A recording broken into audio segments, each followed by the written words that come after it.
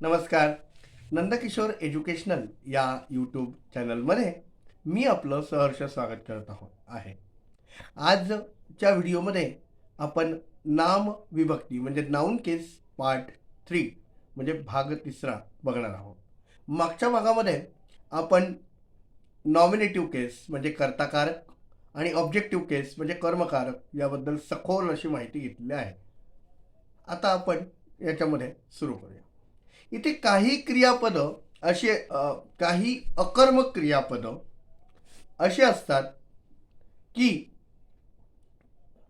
त्यांच्यापासून जे नामे बनवली जातात किंवा त्यापासून जे नामे तयार होतात त्यांचा वापर कर्म म्हणून किंवा कर्मासारखा केला जातो. अशा स्थितीमध्ये कर्म म्हणजेच जे कर्म तयार होतं त्याला कॉग्नेट असं म्हणतात. कॉग्नेट ऑब्जेक्ट असं म्हटलं जातं. आता बघा, उदाहरण बघा. He ran a race. आता ही रॅन अ रेस याच्यामध्ये रेस या शब्दाला अंडरलाईन केलेला आहे. वी फॉट अ फाईट, इथे फाईट या शब्दाला अंडरलाईन केलेला आहे. शी ड्रीम्ड अ ड्रीम, ड्रीमला अंडरलाईन केलेलं आहे. रीता सॅंग अ सॉन्ग, सॉन्गला अंडरलाईन केलेलं आहे. ह्या वाक्यांमध्ये अंडरलाईन केलेले जे शब्द आहेत किंवा अंडरलाईन केलेल्या शब्दाचा जो प्रयोग झालेला आहे ते काय आहे? कॉग्नेट ऑब्जेक्ट आहे. आता कॉग्नेट हा जो शब्द आहे हा लॅटिन भाषेतील कॉग्नेटस म्हणजे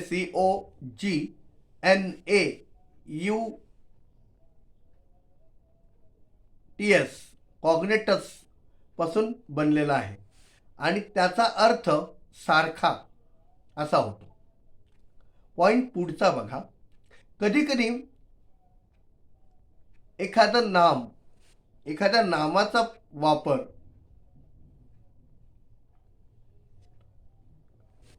म्हणजे एखाद्या नामाचा वापर क्रियापद, विशेषण किंवा क्रियाविशेषणासारखा म्हणजे क्रियाविशेषण यांची विशेषता दर्शवण्याकरता केला जातो किंवा होतो.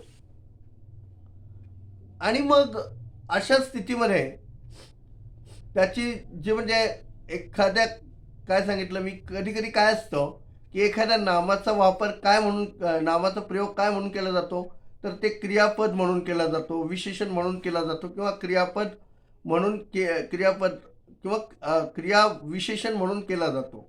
मग अशा वेळेला तो नामाचा त्या प्रयोग झाला तर ते नाम काय दाखवतं? एक तर टाईम दाखवतं, म्हणजे टाईम म्हणजे वेळ. प्लेस म्हणजे ठिकाण दाखवतं. डिस्टन्स म्हणजे अंतर दाखवतं. वेट, WEIGHT, वेट म्हणजे वजन दाखवतं. व्हॅल्यू, व्हॅल्यू म्हणजे मूल्य दर्शवतं. तर अशा वेळेला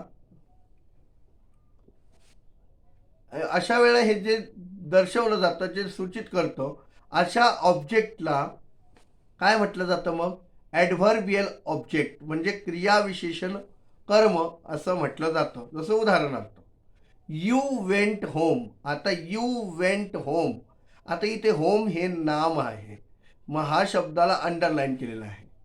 ही स्वॅम अ माईल, आता इथे अंतर दाखवलंय बघा, आहे की नाही? ही स्वॅम अ माईल, MILE, माईल, आहे की नाही? त्यानंतर होम दाखवलं, इथे काय दाखवलं? प्लेस दाखवली. The book cost 5 rupees. आता इथे काय दाखवलं? रुपीज म्हटल्यानंतर किंमत, मूल्य दाखवलं. She held a post of many years, मग इथे काय दाखवलं? खूप वर्षांपासून आहे, म्हणजे टाईम दर्शवला. अशा वाक्यांमध्ये जे अंडरलाईन केलेले शब्द होते, कोणते कोणते शब्द होते? पहिल्या वाक्यात होम होतं, दुसऱ्या वाक्यात रुपीज होतं, तिसऱ्या वाक्यात इयर होतं, आहे की नाही?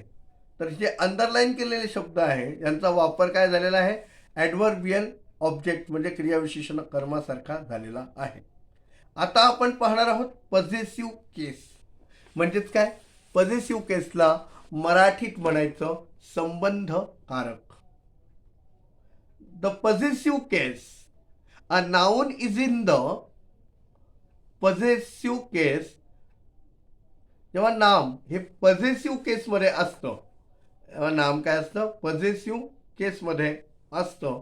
तर त्यावेळेला काय होतं, तर पॉझिटिव्ह केसमध्ये ह्या वेळेला काय असतं, तर नाम एखाद्या नाम काय करतं, एखाद्या गोष्टीवरती किंवा याच्या वस्तूवरती काय दाखवतं, आपलं अधिकार दाखवतं. जसं एक्झाम्पल बघा, रामाज डॉग इज रनिंग. रामाचा कुत्रा काय करत आहे, पळत आहे. पॉझिटिव्ह केस.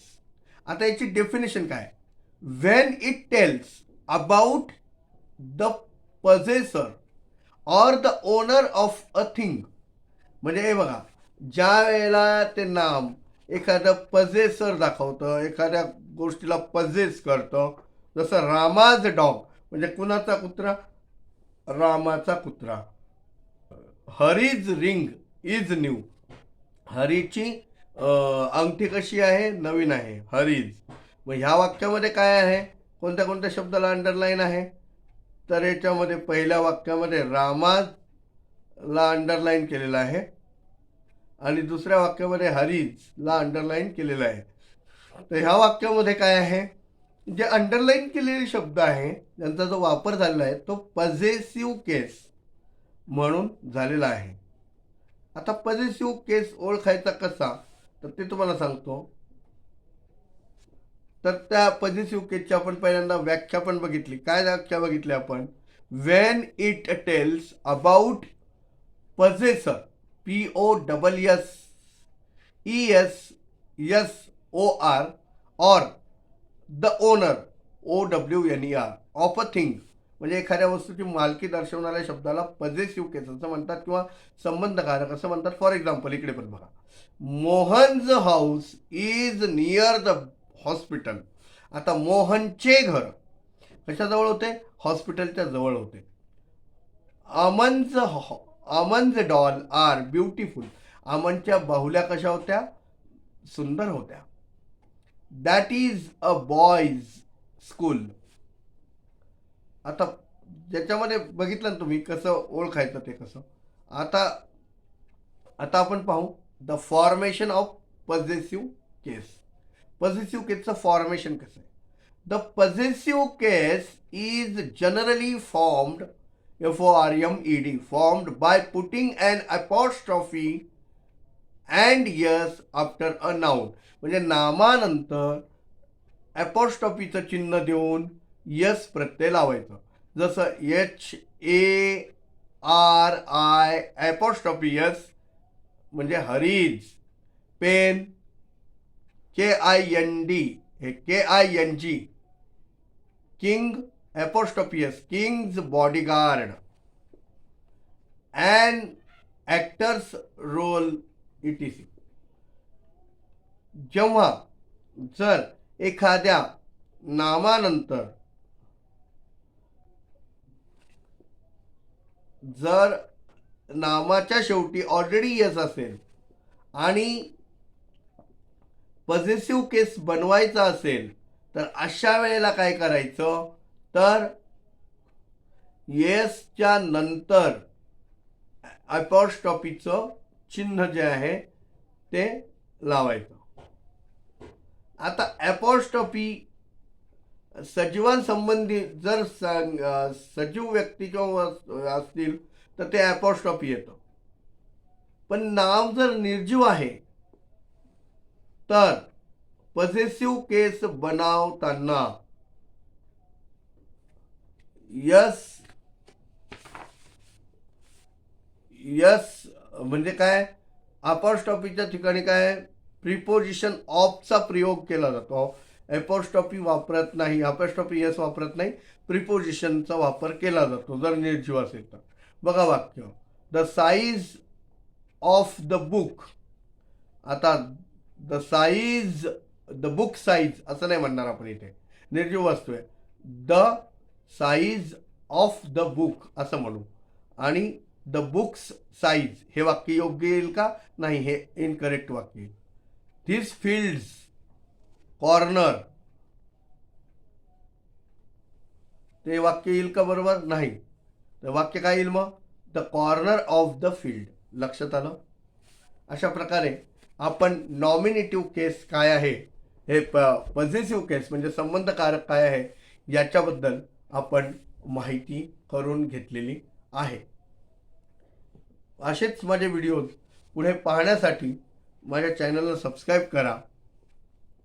भेटूया अशाच एका नवीन व्हिडिओमध्ये. तोपर्यंत खुश राहा, आनंदी राहा.